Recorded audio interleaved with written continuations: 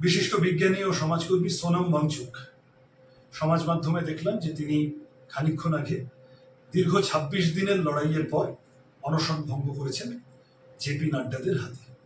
সোনম ওয়াংচুক ছাত্রদের দাবি দাওয়া নিয়ে দীর্ঘ লড়াই লড়েছেন। শারীরিক স্বাস্থ্যের অবনতির মধ্যেই তিনি টানা অনশন করে গিয়েছেন ছাত্রদের দাবি নিয়ে। তার লড়াইকে স্যালুট জানাতে হয়, তাকে আমরা সবাই শ্রদ্ধা করি। কোন কথা কোন শর্তের ভিত্তিতে জেপি নাড্ডাদের হাতে তিনি অনশন ভঙ্গ করলেন সেটা তিনিই ভালো বলবেন। আমরা প্রত্যেকে প্রত্যাশা করব তিনি জানাবেন।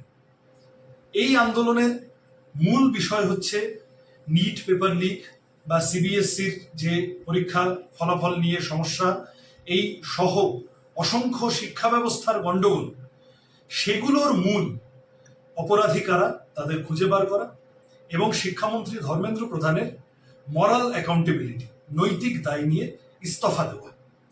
এই দাবি যতক্ষণ না পর্যন্ত আদায় হচ্ছে, ভারতের তরুণ প্রজন্ম, জেনজি, ছাত্র যুবরা তারা এত সহজে দমবে না। প্রধানমন্ত্রী নরেন্দ্র মোদী তিনি মধ্যরাতে এসে যাই বলুন না কেন, তার শিক্ষামন্ত্রীর ইস্তফা যতক্ষণ না হচ্ছে এবং ন্যাশনাল টেস্টিং এজেন্সি বা জাতীয় শিক্ষানীতির মতো গলদে ভরা বিষয়গুলি যতক্ষণ না পর্যন্ত শুধরানোর প্রশ্ন আসছে, বাতিল করার প্রশ্ন আসছে, ততক্ষণ পর্যন্ত এই তরুণ প্রজন্মের আন্দোলন থামার কোনো প্রশ্ন নেই। সোনম ওয়াংচুক, তার অবদান, তাকে আমরা শ্রদ্ধা জানাই। তিনি অসম্ভব একটা লড়াই লড়েছেন আমাদের প্রত্যেকের জন্য। আমরা তাকে শ্রদ্ধা করেই, তিনি এতদিন লড়েছেন, তিনি আজ অনশন ভঙ্গ করলেন, তার লড়াইকে এগিয়ে নিয়ে যাওয়ার দায়িত্ব আমাদের।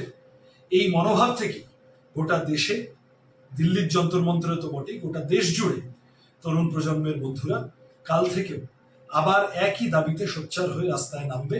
শিক্ষা ব্যবস্থার সংস্কার এবং ধর্মেন্দ্র প্রধানদের ইস্তফা, এই একই দাবি নিয়ে কলকাতায় আজ বেলা ২:৩০-র সময় শিয়ালদা স্টেশন থেকে ছাত্রদের বিশাল মিছিল বেরোবে। এই মিছিলে যে কোনো নাগরিক আসতে পারে। আমি নিজে কলকাতায় নেই, কিন্তু এই মিছিলে মন পড়ে আছে বললে অত্যুক্তি হবে না।